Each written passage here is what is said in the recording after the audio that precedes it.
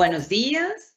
Un saludo muy especial en nombre de la doctora Gloria Estela López Jaramillo, presidente del Consejo Superior de la Judicatura, de los demás magistrados que integran la corporación. De igual forma, un saludo especial en nombre de la doctora Marilucero Novoa Moreno, directora de la Escuela Judicial Rodrigo Lara Bonilla. Sean todos bienvenidos a esta conferencia virtual denominada Apuntes para la creación de la jurisdicción electrónica, que hace parte del 10º ciclo de capacitación en tecnologías de la información y las comunicaciones. El mundo ha cambiado, las dinámicas de las relaciones también, y este cambio comienza a ser tan acelerado a partir del documento digital, en procesos que se van reconfigurando. La lógica de interacción precisamente en nuestro mundo. La globalización se hacía antes desde los estados y las naciones por medio de los procesos de colonización. Luego se hizo mediante la internacionalización de la producción, la globalización desde las empresas y finalmente hoy se hace por cada persona individualmente, sea adulto o niño, desde cualquier dispositivo conectado a Internet, lo cual incrementa las probabilidades de interacción con personas fuera del país y en ese sentido, lo que antes era una excepción a la hora de diseñar el gobierno judicial a partir del factor territorial de competencia, hoy es el factor que era la regla general por la proximidad de las personas que interactuaban. En tal sentido, crear la jurisdicción electrónica plantea un modelo de crecimiento de la rama judicial que permite multiplicar y crecer mucho más de forma dúctil frente a las variaciones de demanda de justicia en nuestro país.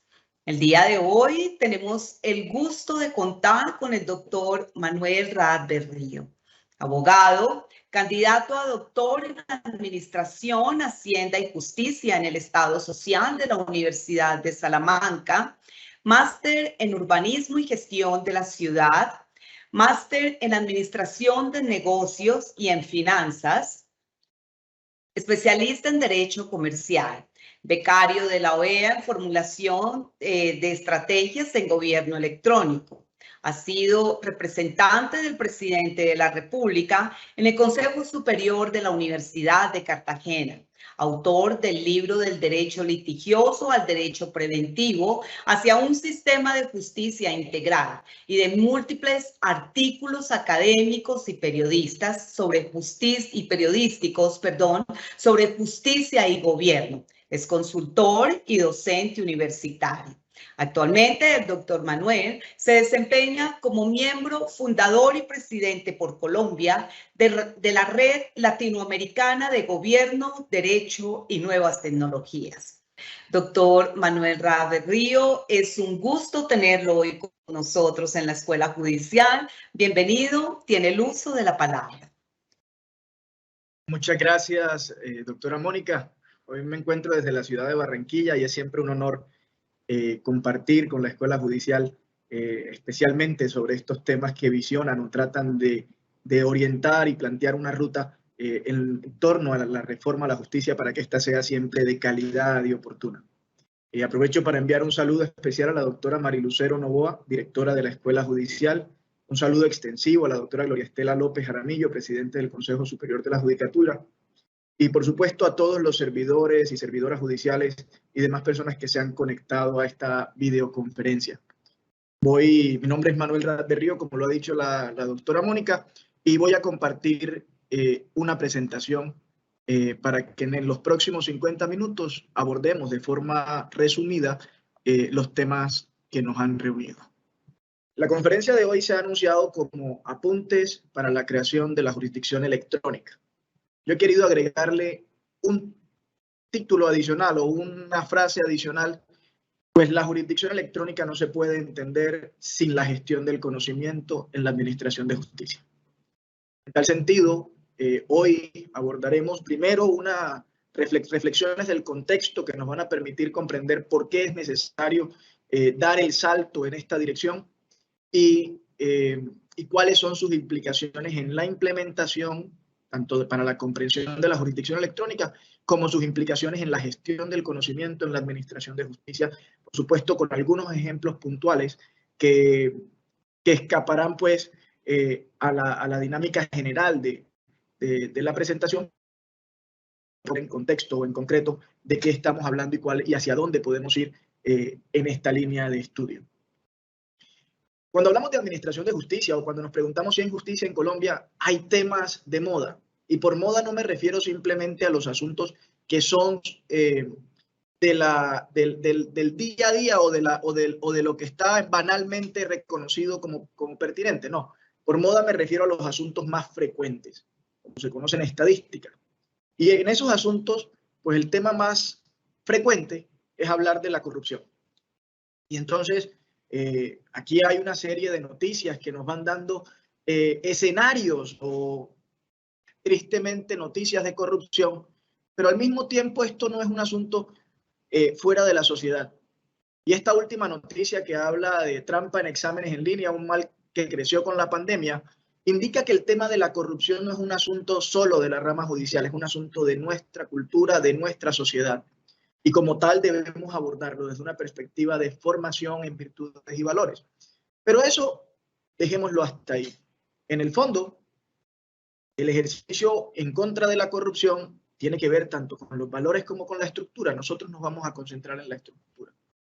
El segundo tema de moda tiene que ver con la politización de la justicia o la politización de la justicia o la judicialización de la política. Y entonces la pregunta que uno plantea es, sí, bueno, la politización es un grito que solicita independencia.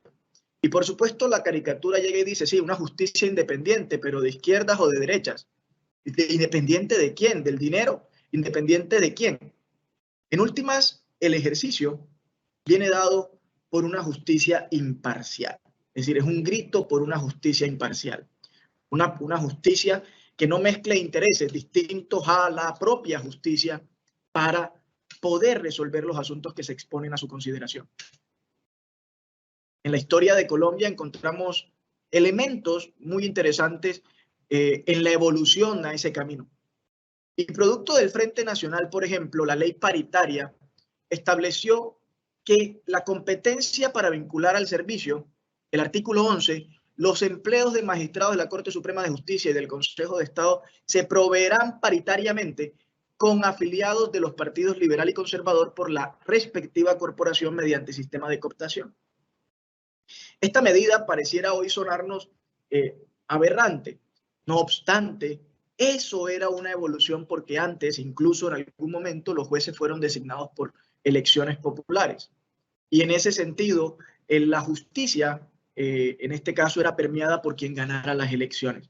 Usted, si era del partido perdedor, le tocaba el ostracismo, no solo en la administración pública, sino incluso en la justicia, y todos los jueces podían ser liberales o conservadores según quien hubiera ganado la elección. Este artículo, que repito, hoy puede parecernos aberrante, era una evolución, porque era una forma de equilibrar las fuerzas y decir, tenemos igual de probabilidades de enfrentarnos a un juez liberal o a un conservador independientemente de nuestra afiliación política, y en tal sentido podríamos garantizar mayores niveles de imparcialidad. Afortunadamente luego apareció también la carrera judicial.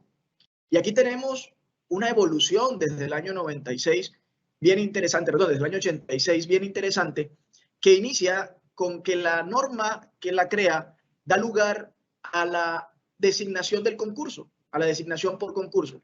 Y esta designación por concurso de méritos da lugar a una lista. En ese momento la norma decía expresamente debía nombrarse en sistema, es decir, en estricto orden de lista. La Corte Suprema de Justicia, Sala Constitucional, declaró inconstitucional la expresión en estricto orden de lista. Posteriormente, la ley 270 del 96 redacta y retoma la carrera judicial, pero excluye la expresión en estricto orden de lista. Y la Corte Constitucional avanzando en el frente, dijo: se entenderá constitucional si y solo si se nombra en estricto orden de lista. Es decir, todo lo contrario a lo que había dicho o había establecido la Corte Suprema de Justicia en su momento. Pero a partir de ahí ha venido un camino relacionado con las competencias judiciales de las autoridades administrativas que se nombran también a dedo, o los jueces de descongestión que se siguen nombrando en ocasiones sin estricto orden de lista. Ese tipo de situaciones siguen planteando retos incluso anteriores a la situación del nombramiento antes de la ley paritaria. Es decir, tenemos que seguir profundizando el alcance de la carrera de manera que se asegure también la imparcialidad y el grito de transparencia, la petición de transparencia. En ese sentido, hablar de transparencia es necesario abordarlo desde la gestión de la información y el conocimiento. Es decir, transparencia implica que se pueda ver cómo los materiales a través del muro, a través del material. Y en ese sentido, lo que significa es que se pueda ver lo que está sucediendo adentro, aun cuando uno esté afuera.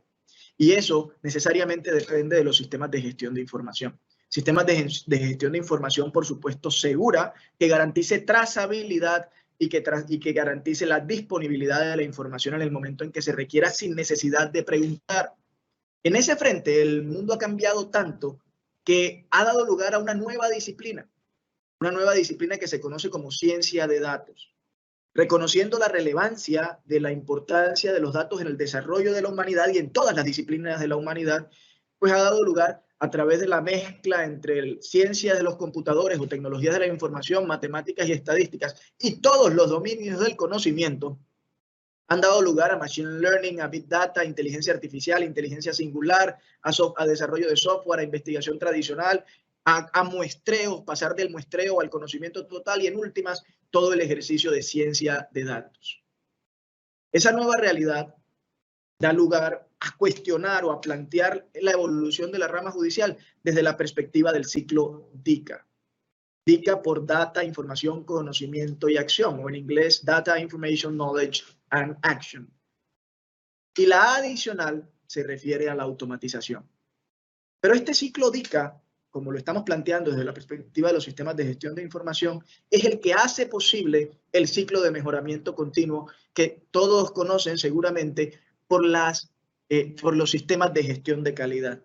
Planificar, hacer, verificar, actuar es el ciclo de mejoramiento continuo, pero funciona así y solo si hemos sido eficientes con un sistema robusto de gestión de información que aporta al ciclo DICA, data, información, conocimiento y acción. Los datos se convierten en información, la información se convierte en conocimiento, el conocimiento dispara o genera la toma de decisiones para las acciones y finalmente se repite el ciclo generando nuevos datos, nueva información, nuevo conocimiento y nueva acción.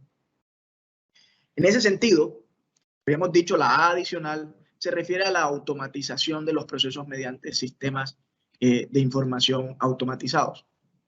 Y en ese sentido también encontramos que en la rama judicial y en el sistema judicial del mundo y en las prestaciones de servicios jurídicos en el mundo ya existe un robot muy conocido que se llama el robot Ross y es el robot abogado que fue contratado por la firma Baker & Hostler y que ya está litigando bajo el auspicio de determinadas firmas de abogados en el mundo. Eso ya está sucediendo, pero si eso les parece poco, podemos hablar del hombre bicentenario y hablar de Sofía, la mujer robot que ha sido reconocida como ciudadana en Arabia Saudita, un país donde la mujer no tiene derechos políticos, pero un robot sí, un robot humanoide en forma de mujer, Sofía. Y este caso, la película del hombre bicentenario, que es basada en el relato de Isaac Asimov, que plantea el reconocimiento o la lucha de un robot, de este robot que se representó en la película, para que se le reconociera la personalidad jurídica y sus derechos, ser reconocido como sujeto de derechos y obligaciones. Y esa es una pregunta y es un reto que las nuevas realidades nos están planteando en torno a el reconocimiento de la personalidad jurídica de los humanoides, es decir, robots o inteligencias que son como humanos, o el reconocimiento de los superhumanos.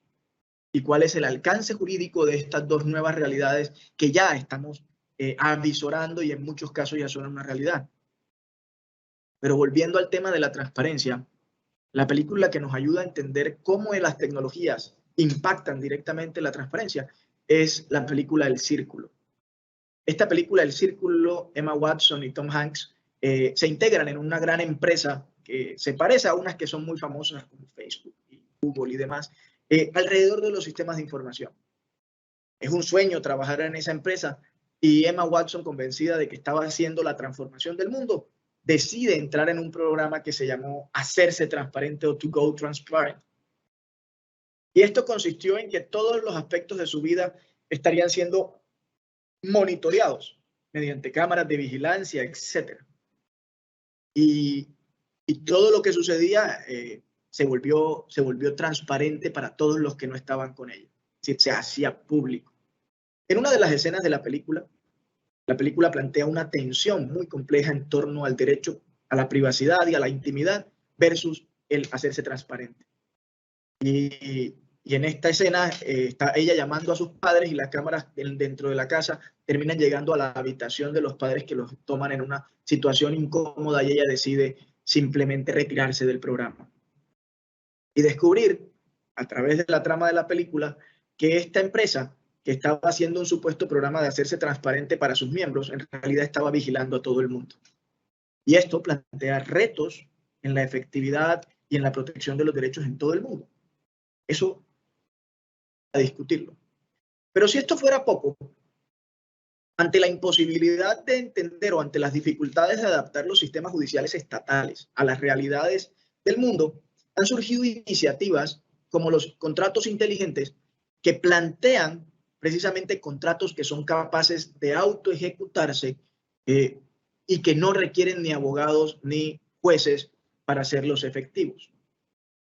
Es decir, usted tiene un proceso, compró un tiquete de avión y ese tiquete de avión tiene unas condiciones de compensación en caso de que el avión salga tarde. A las 3 de la tarde, si no ha salido, le dan el 20% de compensación, a las 3:30 el 50% y a las 4 de la tarde resulta que su vuelo sale gratis. Hoy cuando usted va a reclamar y ese tipo de cosas suceden, usted tiene que iniciar procesos judiciales que pueden tomarse meses o años y al final del ejercicio no necesariamente obtiene su resarcimiento. El smart contract, funcionando hoy desde las plataformas Ethereum, logra, por ejemplo, que a las 3 en punto, si el avión no ha salido, usted tenga su compensación en su cuenta, en este caso en la wallet, en la billetera de Ethereum. Y así, a las 3:30, al 50 y a la hora, a las 4 de la tarde, puede viajar gratis, literalmente gratis, porque ha recibido anticipadamente su compensación. Esto lo que significa es que el sistema del contrato prevé la posibilidad, así como aprendimos de condiciones y plazos en derecho civil, prevé la posibilidad de verificar el acaecimiento o el cumplimiento de las condiciones y plazos establecidas en el contrato para prever consecuencias. Así, lo que en sistema se llama literalmente condicionales, if or else, este ejercicio termina generando la ruta de ejecución del contrato mediante la verificación de condiciones en línea que hace un bot o un sistema de gestión del contrato y genera las consecuencias derivadas automáticamente. Así, pues, suple el sistema o prevé suplir el sistema la deficiencia del sistema judicial para acceder a los derechos. Pero eso también lo han entendido las distintas plataformas y la rama judicial en el mundo, la globalizada, cada vez se ve menos de toga y birrete y más en estas marcas. Cada uno de estas empresas ha desarrollado su propio sistema de solución de conflictos que no depende de jueces estatales. Y estos jueces que regulan las relaciones al interior de la plataforma son los encargados de garantizar el cumplimiento, la efectividad de los derechos en el desarrollo de las interacciones de la plataforma. Control de derechos de autor, cumplimiento en la entrega, cumplimiento y garantías de pago, etcétera, etcétera, etcétera. Todo eso nos está planteando un escenario en donde o las ramas judiciales estatales evolucionan y se integran a estos nuevos escenarios o simplemente serán sustituidas por actores privados que no necesariamente tienen la intención de garantizar la efectividad de los derechos. Ojo con eso. es una amenaza grande. Pero para poder transformarnos tenemos que partir de nuestra realidad. Y nuestra realidad se resume en la insuficiencia de los medios de acceso a la justicia. En ese sentido, en el año 2008, hace ya 13 años, publicamos este libro del derecho litigioso al derecho preventivo hacia un sistema de justicia integral. Y en este sistema, y en esta propuesta, en este libro, se plantearon 4 circunstancias que están más allá de la realidad del Estado y a las que no hemos podido resolver bien porque no nos hemos planteado la pregunta adecuada o porque la respuesta que hemos dado resulta insuficiente para atender a las necesidades planteadas. La primera circunstancia es la persona que tiene derechos pero no los conoce. Cuando la persona tiene derechos y no los conoce, el sistema no se activa. Ya lo veremos con más detalle. En segundo lugar, la persona que no tiene abogados. En tercer lugar, la persona que tiene abogado pero ha sido víctima de este. Y en cuarto lugar, la persona o el abogado víctimas de la administración de justicia.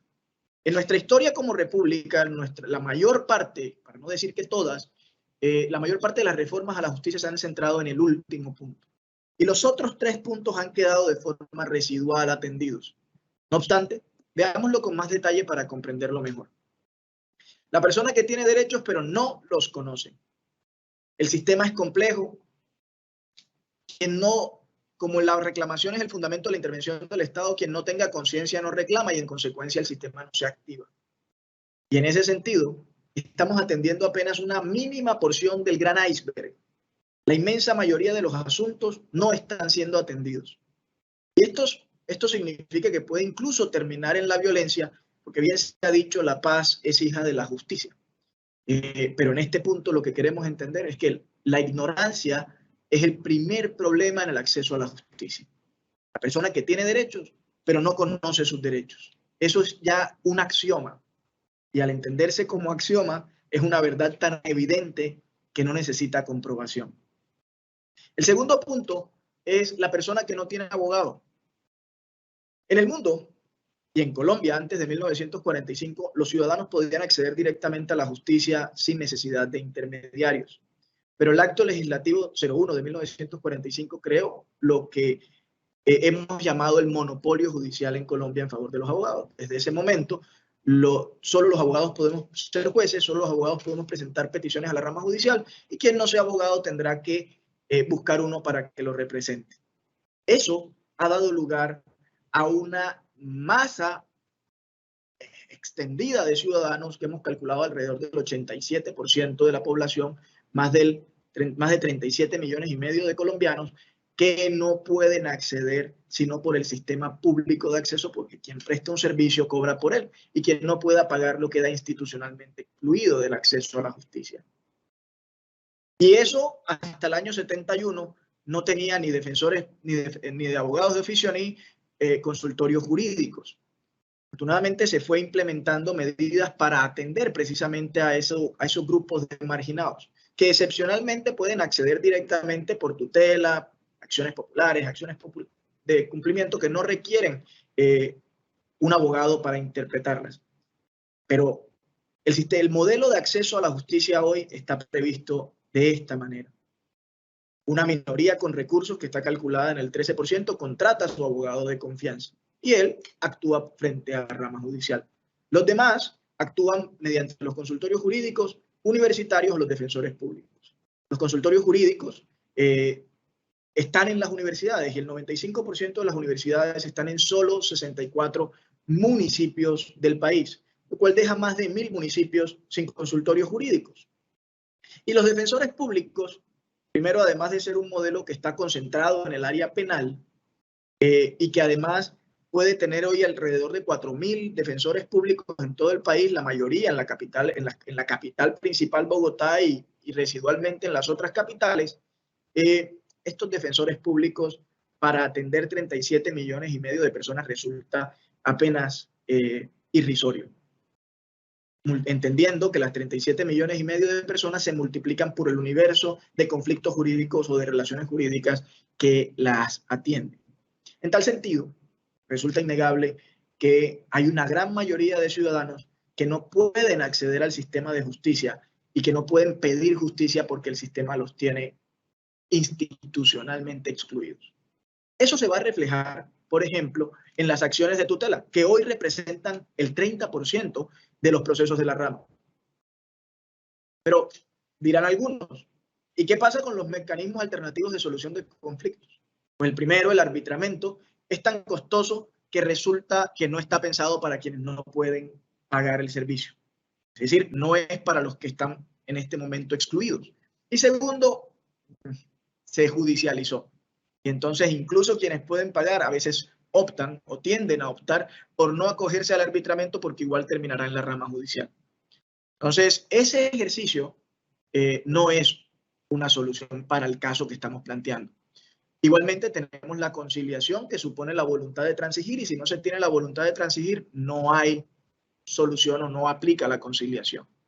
Y los jueces de paz, por su parte, tienen las siguientes debilidades. Primero, los cita el alcalde, y ciudades como Cartagena no tienen jueces de paz. Dependen de elecciones, lo cual los integra a dinámicas non santas propias de nuestros sistemas de elección popular.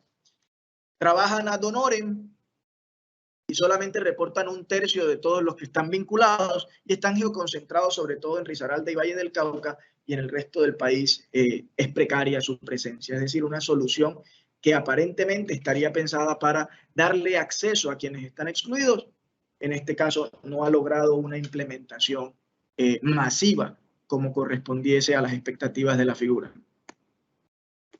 En tercer lugar, la persona que tiene abogado pero ha sido víctima de este. Si se pueden dar cuenta en este punto, los dos problemas anteriores coexisten con este tercero. Es decir, cada problema que se ha anunciado coexiste y es un prerequisito haberlo superado para pasar al siguiente problema. Así, hablar de que la persona que tiene abogado supone que ya consiguió un abogado, superó el problema 2 y que fue consciente, que es consciente de sus derechos o de que es consciente para reclamar y en consecuencia busca al abogado para que lo represente. Como es una relación experto, no experto, plantea un daño no evidente, es decir, el que no sabe no se da cuenta que le cambiaron una pieza del carro o una pieza del computador. Entonces no es un daño evidente. En segundo lugar, el laberinto institucional resulta redundante. ¿Qué hace usted cuando un abogado le roba o le comete un hurto? Entonces usted dirá ir donde otro abogado que le diga qué hacer. Y supongamos que en ese ejercicio de ir a donde otro abogado le planteará denuncia, queja disciplinaria ante el Consejo Superior de la Judicatura, le planteará denuncia penal y le planteará un proceso civil. Y en los tres escenarios, cuando usted lo ve, este laberinto institucional no necesariamente garantiza el resarcimiento. Y en tal sentido, usted puede tener una sentencia favorable que le reconoce que ha sido víctima de un daño y que tiene derecho a un resarcimiento o una compensación, y encontramos la cifra de que más del 70% de los abogados no tiene patrimonio suficiente para responder por los daños que se causen en el ejercicio de su profesión. Así, es un intermediario obligatorio impuesto por el Estado desde el Acto Legislativo 01 de 1945, pero no hay garantías en la prestación del servicio y podríamos derivar eventualmente una tesis sobre la falta, falla o culpa en el servicio por el hecho del abogado. Es un tema bien interesante para profundizar, pero en este punto solo nos interesa señalar que si has sido víctima del abogado no necesariamente podrás tener resarcimiento. Y finalmente, el ciudadano o el abogado víctimas de la administración de justicia. En este punto, los problemas son recurrentes y son planteados en múltiples escenarios. Congestión judicial, morosidad, ignorancia, alta complejidad de los procedimientos, manejo inseguro de la información. Una imagen para ilustrarnos en congestión, en laberinto institucional y el manejo inseguro de la información asociado a los arrumes de papel. Esa es una realidad aún hoy, después de la pandemia en muchos despachos. No obstante, se han planteado y han venido evolucionando procesos institucionales que apuntan a sustituir esta realidad por una más dúctil o más adecuada a las tecnologías. En este frente, los caminos que se han tomado históricamente han sido la desjudicialización, que es quitarle la competencia a la rama judicial y dársela a otras autoridades, como comisarías de familia, como notarías, como autoridades administrativas o policiales. Y entonces, descongestione quitándole las competencias. Este asunto no lo va a manejar ya la rama judicial. El segundo frente tiene que ver con la despenalización, y hay un ejemplo paradigmático. el suicidio era delito en el mundo. Y entonces, cuando se entendió que la personalidad jurídica cesaba con la muerte, desaparecía con la muerte, se declaró que la tentativa de suicidio sería delito. Es decir, ya no el suicidio, porque ya no habría quien juzgar, sino la tentativa de suicidio. El mensaje, que para nosotros resulta chistoso, en aquel momento resultaba una evolución frente a lo que le precedía.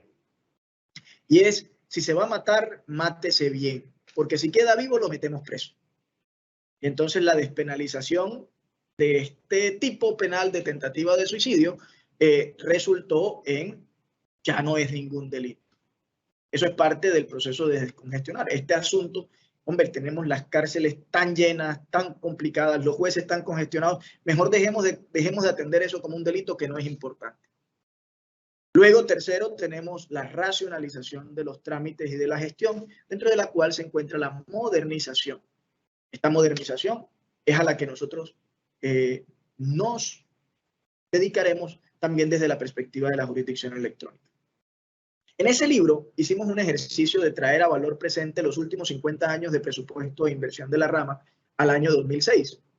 Y en ese momento la conclusión era que en esa década nos habíamos gastado un promedio de 1.2 billones de pesos anuales en valor histórico de 2006, para una recepción de 1.276.906 expedientes y dictar sentencias en 1.258.392 procesos en promedio. El costo estimado en ese momento por expediente era $400. 1.2 entre 1.258.392 procesos. La tasa promedio de represamiento, de acuerdo con la década, era 1.44, aparentemente muy positiva, equivalente solo a 18.514 expedientes por año, que comparado con el promedio anual de represamiento histórico, calculado desde 1970 en 7.7, pareciera ser una gran victoria en la gestión de la rama. Sin embargo, en esa misma década, en el año 2000, se presentaron 1.600.000 expedientes, es decir, 600.000 demandas. Recuerden cómo se disparó el tema de Foncolpuertos. Sentencias, para dictar sentencias, incluso con menos jueces, en 1.541.245 procesos. Frente al promedio de sentencias de la década, planteó una ratio de productividad de 0.81, es decir, una disminución del 20% aproximadamente en solo 7 años. Es decir, tal vez con menos jueces incluso se dictaron más sentencias que un par de años después. Y eso nos plantea la pregunta si este es un ejercicio es decir, una cifra anómala o da una tendencia que indique un comportamiento adaptativo. Veamos la siguiente década, es decir, entre 2010, esta es la cifra de 2018, publicada en los informes del Consejo Superior de la Judicatura. Aquí vemos el comportamiento de la rama. Y justo también, en el 2003, cuando se logró un superávit, de hecho, en la década del 2000 al 2010, acá en 2013 se logra igualar los ingresos con los egresos. Pero si ustedes analizan el comportamiento, lo que sucede o lo que se evidencia es que hay una tendencia a espejo. Es decir, las salidas se corresponden es decir, casi que en espejo, como si estuvieran dos imanes corriendo en paralelo a los egresos. Ingresos y egresos van a tender a igualarse siempre los egresos por debajo en una tendencia bien interesante, en mi opinión, adaptativa. ¿A qué se debe? Múltiples discusiones. Pero el hecho es que, aunque se hubiera duplicado, de hecho, cada 5 años, desde el año 50, se incrementó y hasta duplicó el presupuesto de la rama, el presupuesto nunca alcanza. Y este comportamiento nos hace prever que la forma como venimos trabajando nunca alcanzará. Ojo con esto. Si queremos resultados diferentes, tal vez no debemos seguir haciendo lo mismo. Por supuesto, ha habido transformaciones en las últimas décadas, no obstante, el impacto en la tendencia no ha sido representativo. Aquí, pues, la participación de la tutela, como ha venido incrementándose, hoy estamos a 28%. Y aquí tenemos cuadro de mando integral, que me parece de hecho inadecuado comparar solo con el año 93 porque no evidencia la evolución, pero el ejercicio argumentativo de este cuadro, entendiendo que las matemáticas y las estadísticas son también un lenguaje, o un lenguaje argumentativo en este caso, es para evidenciar que se incrementó la presencia en poco más de 120, 130 municipios, todavía nos faltan varios, despachos permanentes, pasamos de 3.900, casi 4.000, a 5.400, estamos hablando de casi 30 años después, a 1.500 despachos adicionales. Se incrementó 278% el número de los procesos que se iniciaban. Se representaron las tutelas, es decir, al 28%, del 3% al 38%, el 3% estaba apenas iniciando después de la Constitución del 91. La cantidad de procesos también se duplicó un poco más, es decir, 177%. La cantidad de jueces por 100.000 habitantes, 10.8 y 11, es decir, es un balance que dice, y que antes teníamos el 2.1 del presupuesto general de la nación y ahora tenemos 1.8, es decir, esto pareciera señalado para decir necesitamos crecer, necesitamos más dinero. Ese argumento es reiterativo. Olvida, por ejemplo, que el presupuesto general de la nación se ha incrementado exponencialmente y la comparación debería asociarse a valor presente y a número de efectivos de atenciones. Es posible que pueda faltar recursos, estoy seguro que sí, pero en este punto el modelo de crecimiento de la rama es oneroso y no necesariamente logra los resultados que anuncia. En este punto podemos señalar que el costo de ampliación y del perfil de la inversión en la rama judicial se puede determinar más o menos en $40.000 de inversión para abrir los 257 nuevos jueces contencioso administrativo en el 2006. Y entre 1990 y 2006 se invirtieron 223.000 millones de pesos en esta ampliación, en edificios específicamente, que representaron en ese momento el 31% del total de los activos de la rama, el 48% de los activos físicos y el 66% de los representados en edificios. Lo que evidencia que el modelo de crecimiento está anclado en el despacho. Y el despacho es entendido no como un sitio para atender público, no como un sitio para trabajar necesariamente, entendido necesariamente como un archivo. Un archivo. Y entonces necesitamos más jueces. Y entonces para tener más jueces necesitamos más despachos. Y para tener más despachos hay que comprarlos, construirlos o arrendarlos y ahí está la mayor porción de la inversión. Y luego de construidos, arrendados o comprados, hay que mantenerlos. Ahí hay otra porción importante del presupuesto que se está yendo exclusivamente en edificios en unas proporciones de inversión muy importantes. No significa que descuidemos los edificios o que abandonemos los edificios. Significa que el modelo de crecimiento está anclado al edificio. Y con esos costos de expansión resulta una oferta inelástica, es decir, crece muy lento frente al crecimiento y a las variaciones de la demanda. En tal sentido, pues siempre estaremos por detrás o rezagados. Aquí el modelo tradicional de interacción con la rama judicial, todo alrededor del edificio. En ese edificio sucede la magia de la fábrica y esto corresponde al modelo prefordiano de producción. Es decir, todos los factores de producción en el mismo sitio y como el principal factor de información es producción es la información, en este caso el expediente, era más fácil reunir a todos los actores o a todos los funcionarios alrededor del expediente que entregarle un expediente a cada uno. Durante la pandemia nos dimos cuenta que eso no era necesariamente así. Y de hecho no era necesariamente así desde hace 25 años. Y hace 25 años, call centers y entidades en el mundo han venido funcionando o teletrabajando de forma más eficiente que la dependencia del edificio. En resumen, en este punto, recordemos las 4 circunstancias que están más allá del actual estado de las leyes en Colombia. La persona que tiene derechos pero no los conoce, la persona que no tiene abogados, la persona que tiene abogado pero ha sido víctima del abogado y la persona o el abogado víctima de la administración de justicia. En este punto, o frente a esta realidad o a este contexto, hemos planteado múltiples propuestas. La colegiatura obligatoria, el seguro contra mala praxis o el fondo de garantías del usuario, la persona jurídica abogado, el seguro jurídico obligatorio, para garantizar la universalización del asesoramiento jurídico, el Tribunal Único de Ética Profesional con competencia patrimonial. Tribunal Único me refiero no solo a los abogados, sino a todas las profesiones, que implica también el Código Único de Ética Profesional, la ampliación del sistema de control de constitucionalidad a normas de origen privado, pero que en sus efectos se aplican a personas que no participaron en su producción, y las dos que trabajaremos o intentaremos presentar el día de hoy, que es la jurisdicción electrónica y la premisa de la ignorancia o la administración del conocimiento en la gestión judicial. En este punto, iniciemos por lo básico. La jurisdicción colombiana, vamos a comprender la jurisdicción en este sentido como autoridad. Y en ese sentido como autoridad es asimilable en el mundo a la soberanía o al concepto de soberanía. No obstante, en el caso de la rama judicial, el factor territorial de competencia es también un reflejo de ese paradigma de la soberanía.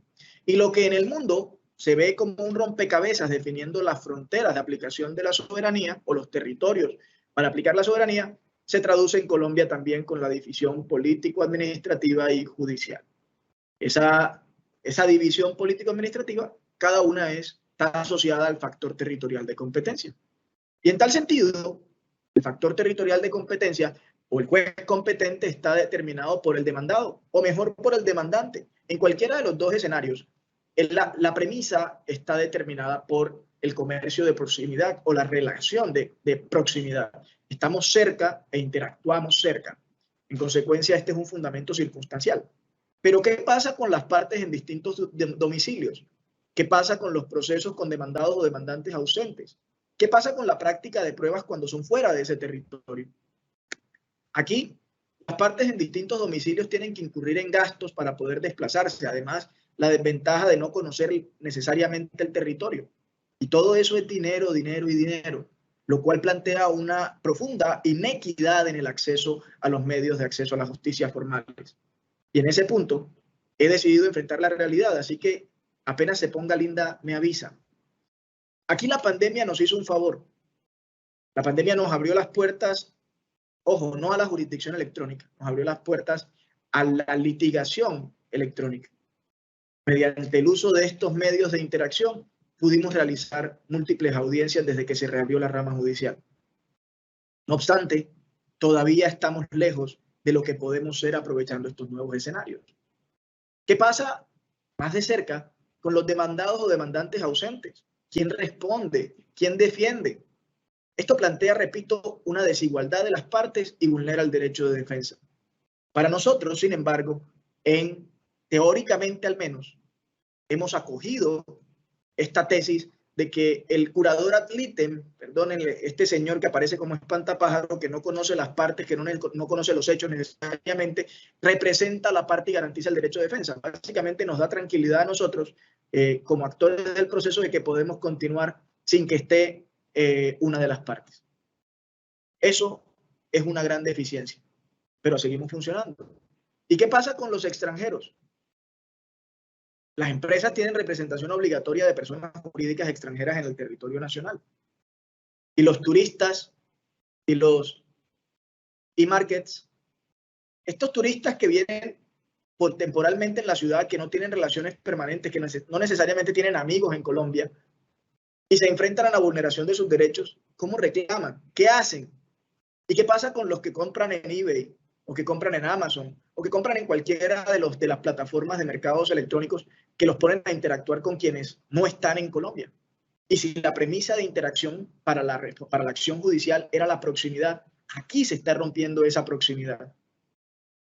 En este punto entendemos que el paradigma del marinero en cada puerto o el empresario en cada aeropuerto, la globalización hecha desde las naciones, la globalización hecha desde las empresas, fue sustituida por esta realidad. Esta es la nueva globalización. Cualquiera, adulto o niño, que tenga un dispositivo que lo permita conectarse al mundo, está haciendo la nueva globalización. Y en ese punto, supongamos que alguien que esté en esta situación decide embarcarse en la aventura judicial y logra ganar su proceso.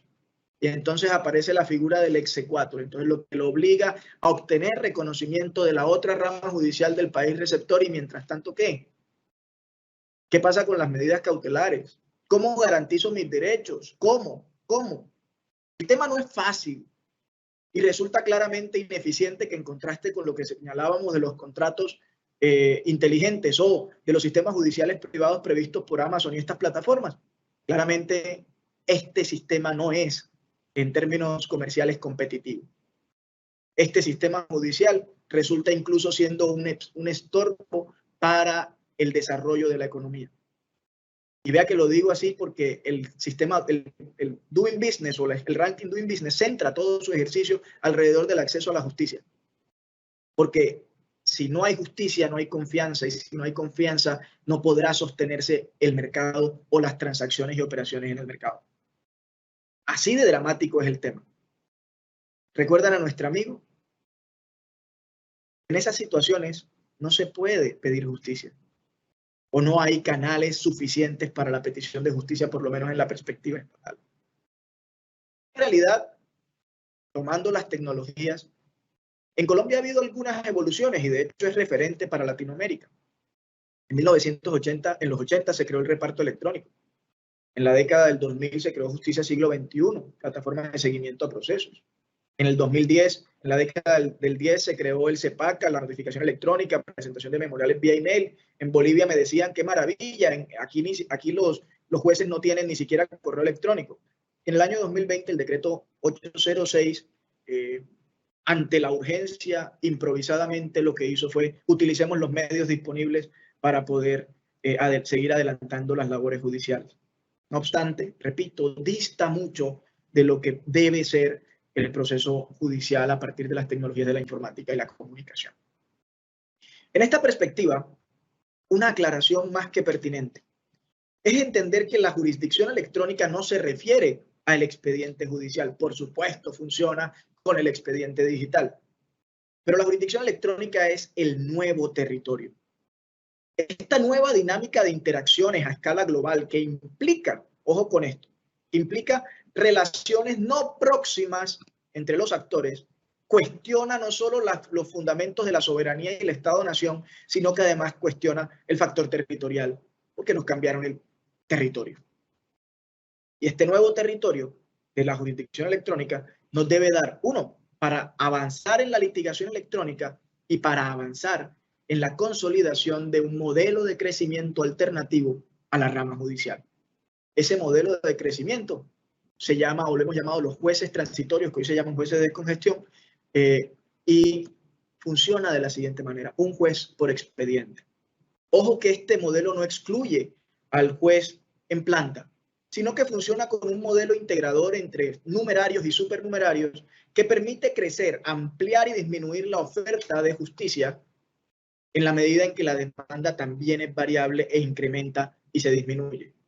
Pero en esta ocasión, no funcionando desde un despacho, sino funcionando desde un sistema gestor de información en cualquier parte del mundo.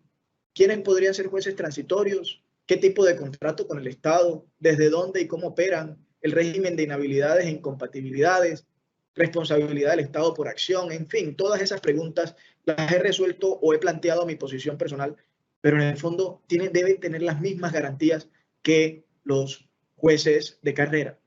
Es decir, se puede ser juez transitorio de carrera y atender y recibir remuneración a destajo. ¿Esto a qué les suena? En derecho privado, los árbitros. Es decir, en el mundo, el arbitramiento es eso, un juez por expediente. En Estados Unidos hay una figura que se llama rent a judge, pero ese rent a judge también, o alquilar un juez, es también como el arbitramiento. Es decir, la figura existe. Y si entendemos esto como un modelo de implementación de los jueces de descongestión, incluso por áreas especializadas, esta podría ser la manera de implementar, por ejemplo, los jueces de constitucionalidad, que hace rato estamos en mora de desarrollar esa jurisdicción. Y el nuevo modelo de interacción ya no sería en torno al edificio, sería en torno a la herramienta telemática, el sistema gestor de bases de datos que integra todas las fuentes de información basadas en la omnicanalidad. Esto es importante, la omnicanalidad. Que todos los actores puedan acceder desde distintos canales. Desde una llamada telefónica, desde un mensaje de texto, en fin, desde computadores de última generación. No, el sistema requiere un un desarrollo de arquitectura de bajo costo, o low cost architecture. En esta dinámica, lo que estamos haciendo es que nuestro edificio se digitalizó. Y este edificio, al digitalizarse, amplía por múltiples canales las posibilidades de conectarse. Y en tal sentido, el actor o el ciudadano, la persona accede, aquí se plantea la persona jurídica abogado, pero eso es otra discusión, la defensoría pública, el abogado, los colegios de abogados demandan en la oficina judicial en cualquier parte del mundo, así como pagamos en un baloto, podríamos presentar una demanda eventualmente desde un correo electrónico o desde un baloto. Ya hoy es posible a partir de la pandemia, pero esto tiene que articularse con el sistema gestor de bases de datos que garantiza la trazabilidad y la integridad del documento, del expediente. Este expediente se remite automáticamente al juez transitorio o al juez de descongestión o al juez que de carrera especializado esté en la implementación de este modelo y se dicta la sentencia. El edificio pasa, en lugar de ser archivos llamados despachos, a convertirse en escenario de encuentro. Incluso quien no tenga dispositivos tecnológicos o no tenga condiciones seguras, o se trate de un proceso penal en donde hay que garantizar que el entorno de la declaración no esté siendo alterado o manipulado por terceros. Entonces, venga, aquí tiene una sala de audiencia, aquí tiene salas de declaración, aquí tiene múltiples. Y multiplica, en lugar de tener 30 despachos y 3 salas de audiencia, tendría 30 salas o 40 salas de audiencia en el mismo escenario, o salas de declaración. Eso facilita la conceptualización de los edificios de las judiciales para darle mayor alcance y mayor cercanía a la ciudadanía. Después de que escribí esto, encontré que el modelo de los corresponsales no bancarios representa un modelo de crecimiento similar. Y oh sorpresa, este modelo en solo 2 años, modelo de los corresponsales no bancarios, en solo 2 años habilitó muchos más puntos de atención que los que se habían habilitado en los 200 años anteriores. 2 años lograron más que 200 años de república en el modelo tradicional. Entonces, los corresponsales no bancarios permitieron, por ejemplo, que en municipios donde no era rentable abrir una sede y muy costosa, una tienda podría habilitarse como un punto corresponsal no bancario. ¿Y cómo creen que funciona eso? Con sistemas de gestión de información, con tecnología. Eso es el nuevo modelo, eso es lo que planteamos como nuevo modelo de crecimiento de la RAM. Y que debe permitir tener, ojo, multiplicar por 1000, por 2000, por 100.000 el número de jueces disponibles hoy en la RAM, sin incurrir en el costo de despacho, teniendo mayor trazabilidad en la gestión porque todo queda automáticamente documentado dentro de la plataforma y arrojará estadísticas en tiempo real. Nosotros no deberíamos esperar el informe del Consejo Superior de la Judicatura para poder saber cómo va la justicia en Colombia. Nosotros deberíamos poder, de acuerdo con la política o el estándar mundial de datos abiertos, deberíamos saber en tiempo real cómo está el comportamiento de la rama judicial y cuáles son los despachos que están haciendo bien la tarea y cuáles no. Ahí creo que tenemos una posibilidad de generar también nuevos escenarios de aprendizaje, porque al hacer visible la documentación de estos datos y de esta información, podemos aprovecharla para generar conocimiento.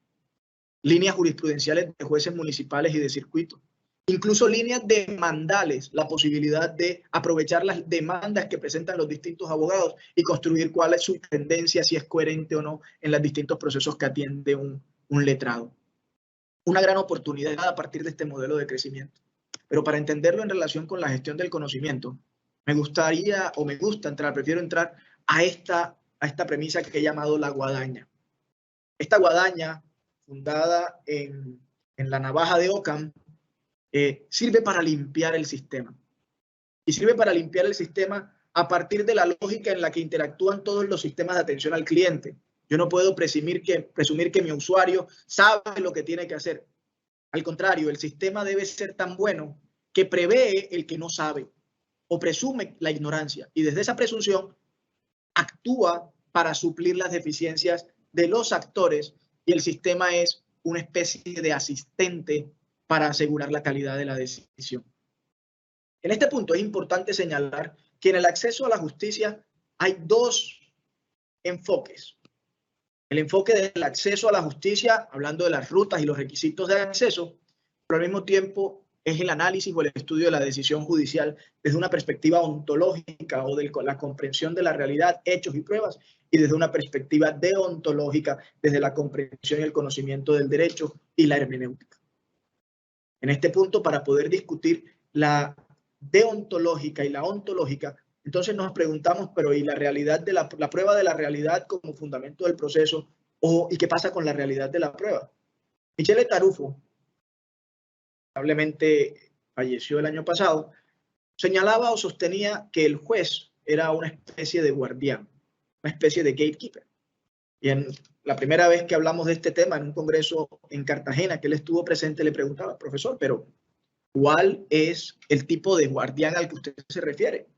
¿Es un guardián como el cerrajero de la Matrix, que es capaz de tener las llaves de todas las puertas del universo? ¿O es un cancerbero que no permite que nada se le escape? ¿O es más parecido al héroe del centro comercial que salva el día pero por accidente? ¿O puede ser el juez Homero, que tal vez no cumpla con sus funciones y sea otro el que en últimas decida? Por supuesto, él está hablando en sentido positivo como el guardián. Pero esto del juez, uno comienza a profundizarlo y encuentra que las responsabilidades epistemológicas que se le atribuye a un juez nos recuerdan más al genio de Da Vinci. Así que un hombre o una mujer que conoce de lo divino y de lo humano y entonces decide en consecuencia. O desde la perspectiva de las virtudes o católicas habla del juez virtuoso y el juez que es justo, que es prudente, que es templado, que muy en el sentido de Tomás Moro o John Fisher, por los cuales se celebra el Día del Abogado el 22 de junio. Vea qué interesante, o Sanibo.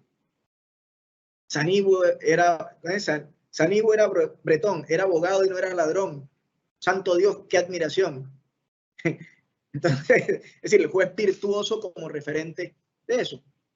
Pero un juez genio y un juez virtuoso, no sé. Puede ser, pero no tan bueno como se espera que sea. Y eso plantea unas distorsiones en la aplicación del sistema que incluso puede dar lugar a que en lugar de garantizar el principio de igualdad, cada juez sea un código diferente. Y así lo dicen en los distintos despachos judiciales. ¿Cuál es el precedente en Bogotá? ¿Cuál es el precedente en Barranquilla? ¿Cuál es el precedente en Cartagena? Y en ocasiones no coinciden. No necesariamente es que unos y otros estén mal o bien, simplemente son diferentes. Y entonces, bajo la premisa de casos iguales, se deben juzgar de la misma manera y casos diferentes de diferente manera. Uy, algo está fallando en el juego. Y entre despacho y despacho también sucede lo mismo. Pero ¿y entonces el juez Da Vinci será cada día menos probable? ¿Eso será cierto? ¿Qué opinan de Ross? ¿Será que Ross puede sustituir ese juez Da Vinci? Y hay una gran corriente en el mundo que evidencia que así lo están esperando. Jueces sustituidos por robot. O por eBay. O por Amazon. O por Alibaba. Y entonces, esta premisa idealista, pues debe traducirse en acción concreta. La pregunta es, ¿ustedes creen que debemos ser sustituidos por los jueces? ¿Deben ser sustituidos incluso los abogados por robots? ¿Cuál será el nuevo rol de la abogacía o cuál será el nuevo rol de los funcionarios judiciales en este contexto? Pero vamos a asumir que el sistema prevé mecanismos de corrección. Y uno de esos mecanismos de corrección son los auxiliares de la justicia. Como el juez no sabe de todo, tiene expertos que lo acompañen.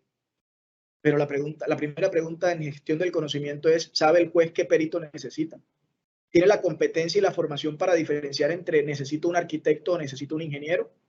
¿Entre un calculista y un ingeniero de tierras? ¿Entre un psicólogo y un psiquiatra? No necesariamente el juez tiene esa formación. Y ya la tiene la parte. No, tampoco, no necesariamente. ¿Puede la disciplina del perito dar las respuestas requeridas? ¿Sabe el perito lo suficiente para hablar con suficiencia por la disciplina que representa? No sé. Y en la práctica, este ejercicio de los magníficos, que son los expertos que resuelven el sistema, tampoco necesariamente implica que tengamos las respuestas o que tengamos los mejores asesores. Es más, ni siquiera que los tengamos. Hasta donde conozco, en Cartagena no hay peritos en salud, no hay peritos médicos. Y entonces, ¿quién asesora al juez? Los que traigan las partes. Bueno, esa puede ser una solución que no necesariamente es viable. Pero a partir de estas premisas, lo que estamos entendiendo es que el sistema judicial colombiano y en general los sistemas judiciales en el mundo han sido pensados desde la presunción de los actores sabios. Y lo mismo se predicó también en la rama legislativa y en el ejecutivo, el rey sabio, el legislador sabio, y en este caso los actores del sistema judicial sabios. Jueces, auxiliares, abogados, partes. Pero venga, aparece Pepe Grillo en la historia de Pinocho y nos hace decir, oiga, no necesariamente eso es así. Y la realidad puede ser otra. Y si la realidad es otra, ¿qué pasaría si en lugar de presumir la sabiduría de los actores, hacemos el ejercicio de pensar el sistema desde el hecho de la ignorancia? Y entonces el sistema debe reconfigurarse alrededor de dos objetivos básicos.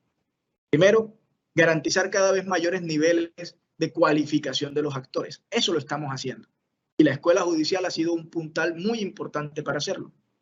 Pero al mismo tiempo, debemos procurar una metodología procesal sistémica que logre garantizar una decisión judicial de calidad pensando a partir de la presunción de la ignorancia de los actores.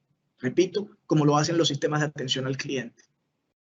Algunos ejemplos son estos 4 que ven aquí. Yo me centraré en 3 por razones de tiempo, pero los jueces especialistas, los auxiliares de la justicia, las herramientas requeridas al sistema, los instrumentos de unificación de la jurisprudencia y los requisitos de la demanda.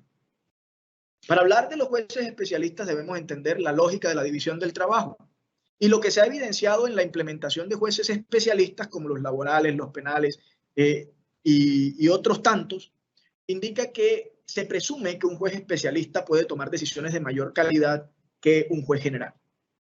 En tal sentido, nosotros deberíamos proyectarnos para tener jueces especialistas en salud, jueces especialistas en educación, jueces especialistas en vivienda, jueces especialistas en tecnologías de la informática y la comunicación, jueces constitucionales, jueces del deporte, en fin, en lo que se le ocurra. Cada tema que justifique una especialización o un conocimiento diferenciado, ese puede ser un juez especialista. Pero ¿recuerdan el modelo de crecimiento de la rama? Eso puede resultar demasiado costoso. Y en tal sentido, pues volvemos a la relación con la jurisdicción electrónica. El modelo de crecimiento de la rama que permite mayor ductibilidad, podríamos tener jueces supernumerarios o transitorios asociados a las distintas especialidades o a nuevas especialidades que decidamos abordar. El segundo ejemplo, los auxiliares de la justicia, donde están en todo el territorio. Si ya sabemos que el 95% de las universidades están en 64% de los municipios, en 64 municipios, debemos entender que aquí hay una concentración del capital humano que favorece a las capitales de departamento y que excluye a todo lo que se podría llamar periferia. ¿Cómo garantizamos la presencia y la interacción de los auxiliares de la justicia en todo el territorio nacional o cómo garantizamos además el mayor nivel de cualificación? Ahí podríamos decir, contemplemos la vinculación vía personas jurídicas a través de las universidades para darle mayor alcance y presencia en territorio. Y entonces mayor institucionalidad al ejercicio del rol de auxiliar de la justicia. ¿Tienen todo lo que requieren? Esa es otra pregunta. En el caso de los jueces de la justicia, desde la ley 38 de 1993 existe el banco de cartas dentales. Nosotros podríamos tener un banco gestor de identificación biométrica con la registraduría que integre todos los registros biométricos de identidad y los puedan asociar, por ejemplo, a la labor judicial.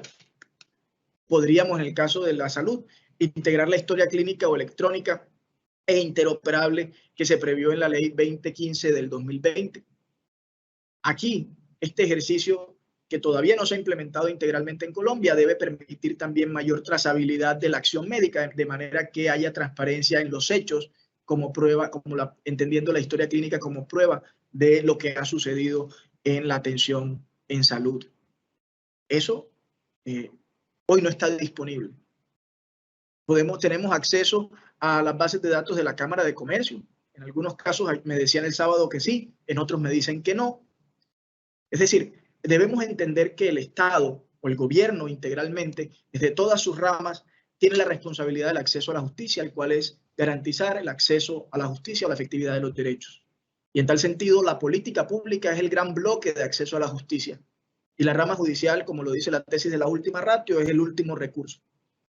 Pero todas las herramientas que se tienen desde el gobierno y del Estado para garantizar la gestión de los derechos y la política pública, la gestión de información, deben ser insumos que transversalmente se integren a la rama judicial. Y en ese sentido, facilitar cosas como que en los requisitos de la demanda, cuando le pregunten a quién, contra qué el tipo de proceso, el juez que va dirigido, la dirección de las partes, puedan haber mecanismos de garantizar. Veámoslo uno a uno. Si la dirección de las partes o la identificación de las partes, se supone que las saben, y si no las sé, tengo que declararlo bajo juramento, pero debería poder, a través del sistema, de los sistemas integrados de información con todos los actores del gobierno, poder cruzar cuál será la dirección efectiva de notificación para evitar un procesado o un actor ausente o una parte ausente. El juez al que va dirigido, se supone que el demandante sabe, pero y si no sabe, se equivoca. Y si se equivoca, el juez que lo recibe dice no es conmigo y lo manda al otro, y el otro que dice no es conmigo, y se genera el conflicto de competencia y puede pasar un año o más en esa discusión, y mientras tanto es tiempo perdido en el acceso a la justicia. Ah, no, y el tipo de proceso, igual. ¿Qué pasa si no se saben estos datos que se supone que debe saber la parte? ¿Puede el sistema prever mecanismos para garantizar el acceso, para garantizar la continuidad, para garantizar la mejor calidad en la toma de decisiones? Estoy seguro que sí. En este sentido, los ejemplos que he planteado son básicamente para apostarle a la integración del sistema o de los procedimientos a partir de la ignorancia, aprovechando también las herramientas que nos brinda hoy, que no teníamos antes, las tecnologías de la informática y la comunicación. Aquí los retos, y en estos muchos se concentran o se integran al plan de transformación digital de la rama 21-25. Primero, debemos trabajar la infraestructura de conectividad, no solamente al interior de la rama, debe trabajarla todo el país. Garantizar la disponibilidad de redes, la disponibilidad de equipos, la matriz energética, son elementos básicos, la infraestructura de conectividad. Tenemos que apostarle por el desarrollo de un sistema integrado de gestión de información. Que no dependa esto como el archivo de cada despacho. Esto tiene que ser un sistema integrado para garantizar no solo la trazabilidad, sino la transparencia y la eficiente administración de los recursos informáticos. En este caso, de la información, de la data y la información. Aquí tenemos que integrarnos en los procedimientos, tenemos que integrarnos en las autenticaciones de identidad o la validación de identidad. Por supuesto, debe integrar la plataforma repositorio, que es el expediente digital, y debe constituirse como el nuevo escenario de litigación. Todo debe quedar automatizado. Todo lo que tiene que ver con trazabilidad y registro tiene que quedar automatizado. Y ese automatizado también puede ser un ERP que vaya haciendo gestión de los tiempos en el proceso, mediciones y además alertas para que a las partes no se le escapen los términos o el juez o la juez se demore mucho tiempo en resolver. Pero este ejercicio también implica comprender que una nueva realidad tiene que también dar lugar a una nueva cultura. Y esta nueva cultura también debe dar lugar a un nuevo procedimiento o a nuevos procedimientos. El primer ejercicio, el reto está asociado a la alfabetización. Así como en algún momento aprender a leer y escribir era el alcance de la alfabetización, hoy tenemos que trabajar la alfabetización digital en todos los estamentos. Las facultades de derecho tienen que integrarse mucho más con la comprensión de las tecnologías. Y en relación con los smart contracts o el smart justice o el smart law, los abogados que no sepamos de programación o de sistemas informáticos en los próximos 5 o 10 años quedarán fuera del juego o reducidos a escenarios donde las grandes transacciones o las transferencias importantes no participan. Entonces, alfabetización digital es una prioridad. Debemos seguir desarrollando la litigación electrónica. Debemos entender la jurisdicción electrónica como el nuevo territorio, entendida como el modelo de crecimiento de la rama, que puede dar lugar a múltiples formas de implementación, como entendiendo, por ejemplo, unos jueces especializados en las relaciones electrónicas, en las relaciones que se dan en escenarios digitales. Una jurisdicción que sea transversal a todo el país. Y como lo venimos entendiendo nosotros o planteando nosotros una jurisdicción que propone un nuevo modelo de crecimiento que supera el factor territorial de competencia. Debemos apostarle también a la justicia inteligente y a los contratos inteligentes como mecanismos efectivos de acceso a la justicia. Eso significa que el gobierno debe promover el marco regulatorio de los sistemas que permitan la validación o la verificación de las condiciones y los plazos en tiempo real. La integración de la registraduría, de las oficinas de registro de instrumentos públicos, las oficinas de cámaras de comercio, todas integradas en tiempo real para la verificación de condiciones y plazos, de manera que se aplique eventualmente la justicia inteligente y los contratos inteligentes. Es decir, modelos de autoejecución o automatizados de ejecución según se puedan verificar y constatar la objetividad de las condiciones que le deben dar lugar. Debemos apostarle al nuevo modelo de crecimiento, un modelo mucho más dúctil, más adecuado. Y esto debe entenderse o aceptarse que necesariamente tendrá que trabajarse en escenarios internacionales para la protección de derechos. Es decir, no debemos hacerlo como islas o como colombianos simplemente, sino que debemos entender que el nuevo territorio global, como lo llamó Kenichi Omae, el nuevo territorio invisible, el nuevo continente invisible, Kenichi Omae, que anunció o que acuñó el término globalización, llamó a esta realidad el nuevo continente invisible. Ese nuevo continente invisible debe integrar, por ejemplo, a los distintos actores estatales en modelos de soberanía cooperativa que garanticen la efectividad de los derechos. Y finalmente, entender que esto no es solo para abogados, que esto implica el reconocimiento de una realidad cambiante, una realidad que apenas estamos avisorando y que probablemente todavía nos falten varios años para poder prever qué pueda suceder exactamente. Por ejemplo, con la llegada del IoT en la justicia, del Internet de las cosas, o del Internet de la vida o del todo, o de la computación cuántica, que es capaz de hacer en un minuto o en segundos lo que un computador tradicional puede tomar siglos o milenios en desarrollar. Es decir, resolver operaciones que otros computadores tradicionales, que los computadores tradicionales se demoraban siglos o milenios. Es decir, no las harían. Integrarnos con todas las demás disciplinas que nos ayuden a comprender la realidad para poder anticiparnos a los retos que se nos plantean. Para cerrar, quisiera compartir un artículo que publiqué el año pasado. Un artículo que publiqué el año pasado en torno a la situación de cierre de la rama judicial en nuestro país a partir de la pandemia. El artículo se llama Nacimos pa' semilla. Refiere al alegato del derecho, el derecho a la justicia. Permítanme un segundo. Aquí está. Vamos a abrirlo. Está cargando un segundo, ya le...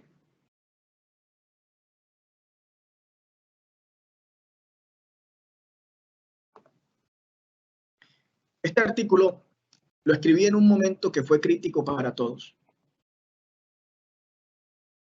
Estamos con la rama judicial con 3 meses cerrados. Y el 8 de junio, vísperas del Día de la Abogacía, en Colombia, se hizo esta publicación. La humanidad ha entendido con sangre que si no hay justicia no hay paz. Poetas y héroes nos han enseñado que existen dolores que no estamos obligados a soportar, que hay lágrimas que encienden el pecho para gritar, que son muchos los pueblos que nacieron pa' semilla, pues donde nace una injusticia, pues donde cae una injusticia, nace una revolución. Y es de estas realidades que nace el primer derecho, el derecho a la justicia, el derecho a exigir mi derecho. Sin este derecho, toda declaración jurídica no pasaría de ser demagogia. Los estados de derecho en el mundo, con todas sus derivaciones y matices ideológicos, se proclaman como poblaciones que habitan territorios en los cuales la autoridad se ejerce en función del derecho.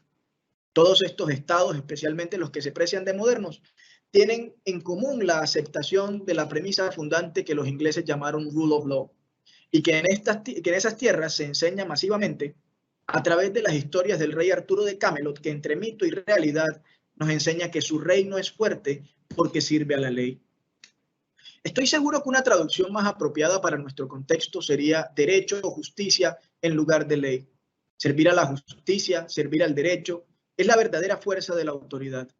A eso se refería el Arturo de Merlín, que supera en esa historia el poder de la magia. En Colombia, un mensaje igual de poderoso nos dejó el general Santander, cuando en 1821 pronunció: colombianos, si las armas os dieron la independencia, solo las leyes os darán la libertad.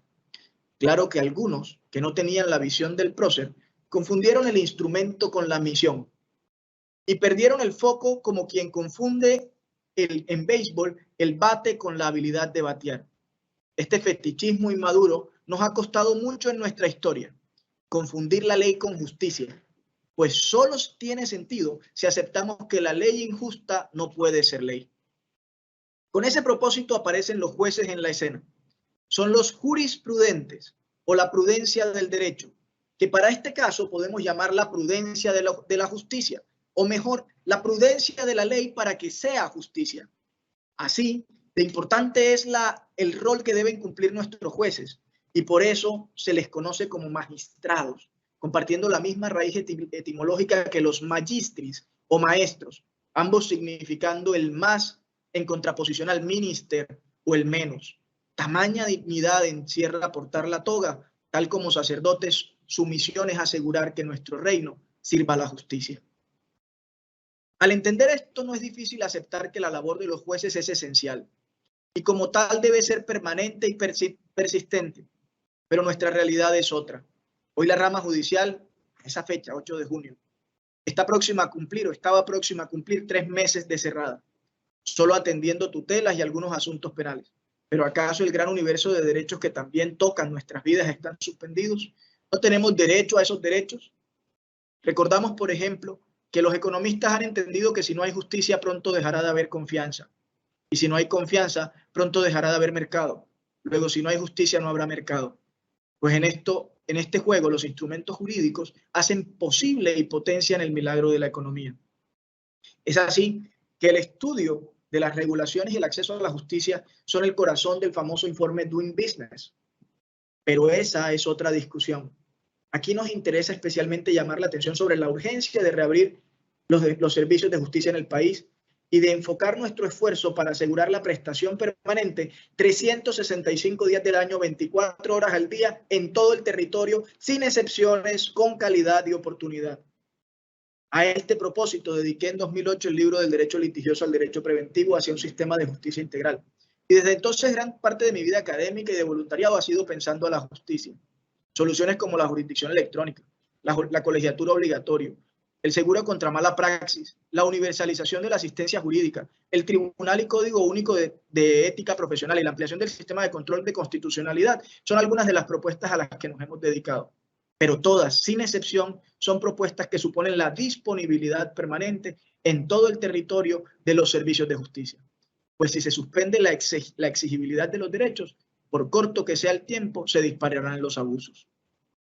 Es entendible que tengamos miedo, que la amenaza del COVID nos obliga a ser precavidos. Por eso debemos jugar despiertos y dispuestos. Si hay una profesión en la que se puede teletrabajar, es en la abogacía. Y en esa misma realidad, si hay una rama del poder público en la que se pueden implementar tecnologías de la informática y la comunicación, es en la rama judicial. Esto no es cuestión de coyuntura. El servicio de justicia viene funcionando mal. Los medios institucionales de acceso a la justicia son insuficientes y en varios casos inoperantes. Esta es una realidad de apuño, la que le toca sufrir a cada colombiano que no puede o no encuentra el camino para la efectividad de sus derechos. Una realidad que no debe dejarnos dormir. Así, la transformación y reivindicación de la justicia en Colombia no solo se representa en las mejoras salariales a los funcionarios de la rama, se manifiesta especialmente en el propósito superior que los ciudadanos más débiles obtengan el pronto y efectivo restablecimiento de sus derechos cuando estos han sido vulnerados. También que las decisiones judiciales reflejen sin lugar a dudas los altos ideales de la patria y que en todo el territorio nacional, efectivamente, la fuerza de la autoridad radique, como lo hubiera dicho el rey Arturo, en servir a la justicia. De lo contrario, más vale que se confirme que en este pueblo nacimos pa' semilla. Con esto, querida doctora Mónica y queridos asistentes, concluyo señalando que el propósito de implementar las tecnologías de la informática y la comunicación, entre otras las medidas relacionadas con el modelo de crecimiento que hemos denominado jurisdicción electrónica y la gestión del conocimiento en la rama judicial, apuntan precisamente al sueño decimonónico, al sueño eterno de todos los estados de garantizar una justicia pronta y de calidad. Muchas gracias. Muchísimas gracias, doctor Manuel. Y vamos a hacer esta única pregunta, doctor, por el tiempo. Gracias por su conferencia. Doctor, ¿qué está cambiando frente a la rama judicial? De manera que pueda preverse, por ejemplo, el impacto de la justicia inteligente, lo que se llama el Smart Justice, Smart Law o Smart Contract. Frente a la rama judicial, lo dijimos durante la presentación, la tendencia es a sustituirnos. Es decir, los sistemas estatales están siendo sustituidos por sistemas automatizados. Hablar de Smart Law, Smart Justice o Smart Contract se refiere precisamente a esquemas que tradicionalmente requerían de jueces, abogados y demás en su implementación, incluso funcionarios, a modelos automatizados de vigilancia y automatización o de autoejecución. En tal sentido, la tendencia es a sustituirnos. Y lo mismo sucede con Amazon, con eBay y otras plataformas que han desarrollado sus propios sistemas de justicia ante la ineficiencia de la rama judicial, porque entienden que si no hay justicia, sus negocios no van a continuar. Y esos mecanismos de garantía, pues, se han venido desarrollando en la medida en que se van presentando las dificultades y se van desarrollando soluciones. Pero en este punto, es importante entender que lo que ha cambiado en el mundo es sobre todo la gestión del conocimiento. El conocimiento entendido en el ciclo DICA, data, información, conocimiento y acción. Tenemos muchísima mayor capacidad de almacenamiento y entiéndase por datos lo que podemos almacenar, lo que podemos recordar. El 90%, más del 90% de los datos de la humanidad se han generado en los últimos 10 o 12 años. Es decir, antes de 1990 se generaban bastante. Antes del 1900 se generaban datos, pero muy precarios, y la mayoría de los datos se perdían. Y en ese ejercicio, la posibilidad de recordar mucho más y de procesar cada vez mayores volúmenes de información nos indica también que lo que ha cambiado es precisamente la inteligencia o el conocimiento, potenciándonos a niveles que antes no podíamos soñar, pudiendo medir o monitorear cosas que antes no podíamos medir ni monitorear, pudiendo pasar del muestreo, que es como el estándar de las auditorías y del seguimiento, al conocimiento total y en tiempo real. Hoy es posible llegar a esos niveles de conocimiento para poder tomar decisiones mucho más pertinentes y más oportunas y en tiempo real. Eso ha cambiado. Y ante esa nueva realidad que aplica para todos los sectores en la sociedad, en la rama judicial no podemos ser la excepción. En la rama judicial debemos tener, primero, un modelo que nos adapte a las nuevas realidades de interacción y entender que promover mecanismos de acceso a la justicia de forma automatizada no son un drama como en la revolución industrial se planteaba que las máquinas iban a desplazar al hombre. ¿No?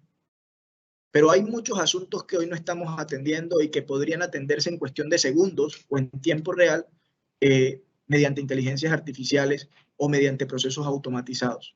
Recordemos, el propósito de garantizar el acceso a la justicia no es el garantizar el acceso a los tribunales necesariamente, es garantizar la efectividad de los derechos. Cuando automatizamos estos procesos que se pueden resolver literalmente por condiciones objetivas verificables, como la del tiquete de avión que no salió a la hora prevista, nuestros asuntos se reducirán. Es decir, los asuntos que atiende la rama judicial se reducirán a los asuntos en donde, como dirían los autores, el juez Hércules tiene cabida. Y el rol del juez entonces sí será pensar y desarrollar la justicia, y cuando este caso, por ejemplo, pueda parametrizarse y estandarizarse, se pueda eventualmente automatizar. Los jueces estarán en la frontera, literalmente en la frontera del conocimiento, desarrollando la comprensión de la justicia. Y en la mayoría de los casos podremos tener, por ejemplo, tecnologías que nos ayuden o que nos asistan en la decisión judicial. En mi oficina, por ejemplo, tengo un sistema que proyecta contratos a partir de proformas, por ejemplo, o de modelos de contrato, en donde uno responde unas preguntas y el sistema los proyecta. No nos digamos mentiras, muchas de las sentencias, por ejemplo, de tutela, son sentencias que tiene ya prediseñada el juez. Y en algunos casos copian y pegan y ni siquiera cambian las partes del anterior proceso. Ese tipo de errores además evidencian debilidad en la gestión de la información y en la trazabilidad del proceso. No sabe uno cuando se encuentra con eso si efectivamente estudiaron la demanda.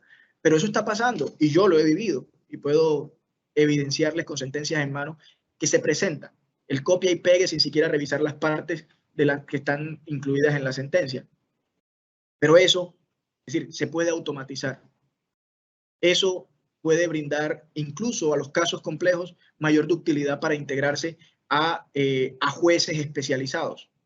Eso podría brindar, por ejemplo, la posibilidad de integrarse mediante soberanía cooperativa a jueces de distintos países al mismo tiempo, resolviendo una sucesión de un causante que tiene hijos y bienes en distintas partes del mundo.